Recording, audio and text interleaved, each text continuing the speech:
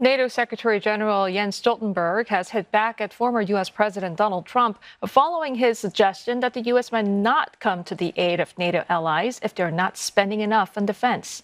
At a meeting of defense ministers in Brussels, Stoltenberg said Trump's comments undermine the security of NATO and the United States. Alex Cadier reports from NATO headquarters. Well, this meeting was supposed to be primarily about NATO's support for Ukraine. It was billed as an opportunity for allies to better coordinate their response to the threat from Russia, nearly 2 years since the start of the full-scale invasion.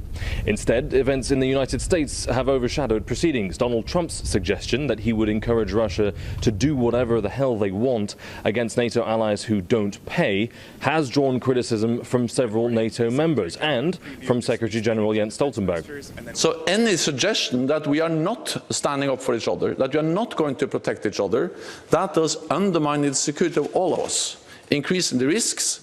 And therefore it is so important that we, both in actions but also in words, communicate clearly that we stand by NATO's commitment to protect and defend all allies. The assumption here is that Donald Trump was referring to countries that haven't yet reached the NATO target of spending 2% of GDP on defense. On that too, Jens Stoltenberg said that most NATO allies would reach that target this year, and that the European allies increased their defense spending by 11% last year. German Chancellor Olaf Scholz also said that Germany will hit that target for the first time since the Cold War. Beyond the Trump controversy, the work to support Ukraine continues. NATO allies, including the Netherlands, have launched a coalition to supply Ukraine with advanced drones, and defense ministers are discussing how Europe can ramp up its military equipment to supply the Ukrainian armed forces.